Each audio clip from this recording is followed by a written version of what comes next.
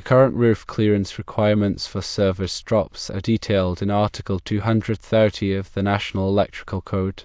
The most recent edition of the NEC incorporating these clearance specifications was adopted on August 23, 2020. Specifically, NEC 230.24 outlines the minimum vertical clearance required between service conductors and the roof surface. For any part of the service drop extending over a building or other structure, a minimum clearance of 12 feet is mandated. A clearance of 10 feet is required over residential property or commercial property that is not accessible to pedestrians. An exception exists, allowing for reduced clearances if the service conductors are adequately protected by raceways or other approved protective measures. As an engineer, it is your responsibility to enforce NEC regulations, including instructing service personnel not to energize installations that do not meet these safety standards due to insufficient roof clearances. When addressing violations, particularly those involving older, single-wide manufactured homes equipped with short masts, several alternative solutions should be considered. Firstly, the installation of taller masts is an option. Secondly, raising the existing masts to comply with the mandated clearance is also a viable solution. Thirdly, the use of raceways to protect service conductors can reduce the necessary clearance. Fourthly, another approach involves replacing the existing service drop entirely with a new one that adheres to current clearance specifications. Effective communication with homeowners is crucial in resolving these issues. It is essential to clearly explain the NEC requirements and provide guidance on potential solutions to ensure both safety and compliance. The NEC is designed to protect people and property from hazards arising from the use of electricity. Article 230 specifically deals with service entrances, which are the point where electrical power enters a building. Ensuring proper clearances is a key safety measure to prevent accidental contact with energized conductors, which could result in electric shock or fire. When assessing a service drop installation, always refer to the latest edition of the NEC. Local amendments to the NEC may exist, so it is important to be aware of any jurisdictional requirements. A 12-foot clearance is generally required over roofs to provide safe passage and working space for individuals who may need to access the roof for maintenance or other purposes. The 10-foot clearance applies to areas where pedestrian traffic is less likely, reducing the risk of accidental contact. Raceways provide a physical barrier around the conductors, protecting them from damage and reducing the risk of electrical hazards. Approved raceways include rigid metal conduit, intermediate metal conduit, electrical metallic tubing, and rigid non-metallic conduit. When using raceways to reduce clearance requirements, ensure that the raceways are properly installed and grounded. Replacing the service drop may be necessary if the existing conductors are damaged or deteriorated, or if the existing installation does not meet current code requirements. When working with homeowners, explain the reasons for the clearance requirements in a clear and concise manner. Provide them with options for addressing the violations and help them understand the costs and benefits of each option.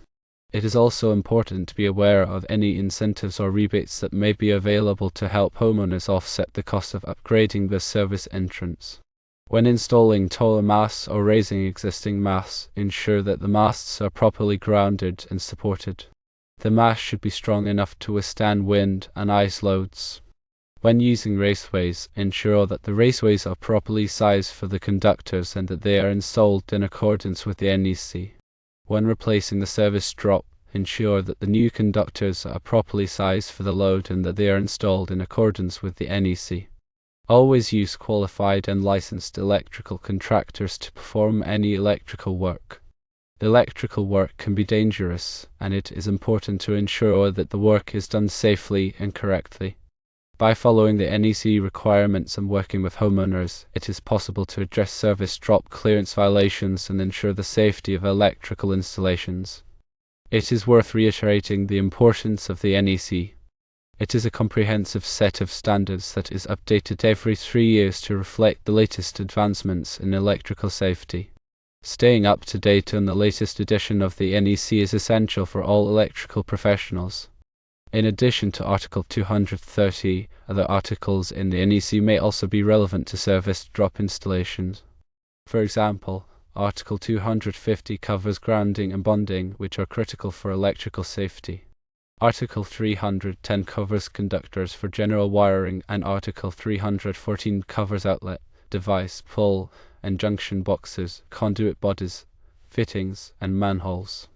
Proper grounding and bonding helps to ensure that electrical equipment is properly grounded and that any fault current is safely diverted to ground. Proper conductor sizing helps to prevent overheating and fires. Proper installation of boxes, conduit bodies, and fittings helps to protect conductors from damage and to prevent electrical hazards. When working on service drop installations, always use appropriate personal protective equipment (PPE) such as gloves, safety glasses, and hard hats. To energize the circuit before working on any electrical equipment. Test the circuit to ensure that it is energized before working on it. Follow lockout/tagout procedures to prevent accidental energization of the circuit while you are working on it. Be aware of your surroundings and watch out for other workers and equipment. Never work alone. Have someone nearby who can assist you in case of an emergency. By following these safety precautions, you can reduce the risk of electrical shock, burns, and other injuries. In summary, addressing roof clearance violations for service drops requires a thorough understanding of the NEC, effective communication with homeowners, and the implementation of appropriate solutions. Always prioritize safety and ensure that all electrical work is performed by qualified and licensed professionals. It is also important to document all work that is performed, including any violations that are found and the solutions that are implemented. This documentation can be helpful in the event of an inspection or audit. Keep records of all permits that are obtained and all inspections that are passed. This will help to demonstrate that the work was performed in accordance with the NEC and local regulations. It is also important to provide homeowners with copies of all documentation. This will help them to understand the work that was performed and to maintain their electrical system properly. By following these best practices, you can help to ensure the safety and reliability of electrical installations and to protect people and property from electrical hazards. When dealing with older homes, it is important to be aware that the electrical system may not meet current code requirements. It is important to perform a thorough inspection of the electrical system to identify any potential hazards. Older wiring may be brittle and damaged. Older electrical panels may be undersized and may not have enough capacity for modern appliances. It is important to upgrade the electrical system as needed to meet current code requirements. This may involve replacing the wiring, upgrading the electrical panel, and installing new outlets and circuits. When upgrading the electrical system, it is important to consider the homeowner's needs and budget. It is important to provide them with options and to help them understand the costs and benefits of each option. It is also important to be aware of any incentives or rebates that may be available to help homeowners offset the cost of upgrading their electrical system. By working with homeowners and providing them with sound advice, it is possible to upgrade their electrical systems and to make their homes safer and more comfortable. Remember that electricity is a powerful force that can be dangerous if not handled properly. Always take precautions to protect yourself and others from electrical hazards. Never work on electrical equipment unless you are qualified and trained to do so. Always follow the NEC and local regulations. By following these guidelines, you can help to ensure the safety of electrical installations and to protect people and property from electrical hazards. Do not take shortcuts or cut corners when it comes to electrical safety. It is always better to be safe than sorry. If you are unsure about something, ask for help from a qualified and licensed electrical contractor. Electrical safety is everyone's responsibility.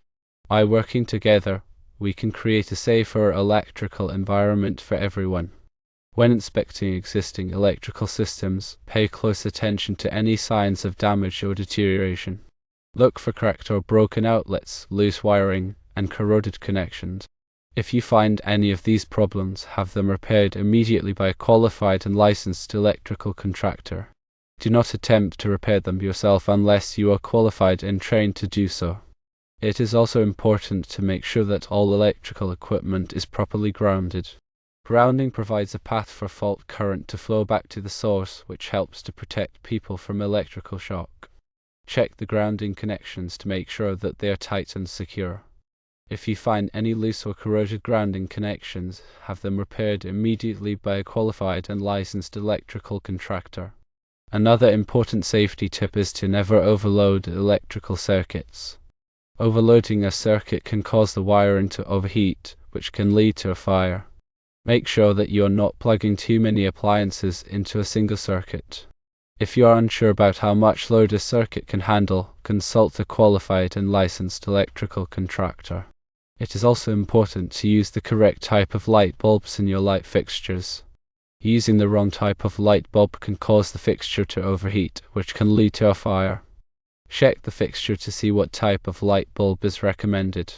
Only use light bulbs that are rated for the fixture. If you have any questions about electrical safety, consult a qualified and licensed electrical contractor. They can provide you with information and advice on how to keep your home and family safe from electrical hazards. Remember, electrical safety is an ongoing process. It is important to regularly inspect your electrical system and to make any necessary repairs. By taking these precautions, you can help to prevent electrical accidents and to protect your home and family from electrical hazards. It is also important to have a working smoke detector in your home. Smoke detectors can save lives by alerting you to a fire in its early stages. Test your smoke detectors regularly to make sure that they are working properly. Replace the batteries in your smoke detectors at least once a year. In addition to smoke detectors, it is also a good idea to have a carbon monoxide detector in your home. Carbon monoxide is a colorless, odorless gas that can be deadly. Carbon monoxide detectors can alert you to the presence of carbon monoxide in your home. Test your carbon monoxide detectors regularly to make sure that they are working properly. Replace the batteries in your carbon monoxide detectors at least once a year. By taking these precautions, you can help to protect your home and family from fire and carbon monoxide poisoning. Finally, it is important to teach children about electrical safety. Teach them not to play with electrical outlets or appliances. Teach them not to touch electrical cords with wet hands. Teach them what to do if they see a downed power line. By teaching children about electrical safety, you can help to protect them from electrical hazards. It is also important to be aware of the dangers of arc flash. Arc flash is a dangerous electrical explosion that can occur when there is a short circuit in an electrical system. Arc flash can cause serious burns, injuries, and even death. If you are working on or near electrical equipment, it is important to wear appropriate personal protective equipment (PPE) to protect yourself from arc flash. This PPE may include arc-rated clothing, gloves, and face shields. It is also important to follow safe work practices to reduce the risk of arc flash. These safe work practices may include energizing the equipment before working on it, using insulated tools, and maintaining a safe distance from energized equipment. By taking these precautions, you can reduce the risk of arc flash and protect yourself from serious injury. It is important to remember that electrical safety is a shared responsibility. Everyone has a role to play in keeping our homes, workplaces, and communities safe from electrical hazards. By following the guidelines and precautions outlined in this discussion, we can all help to create a safer electrical environment for everyone.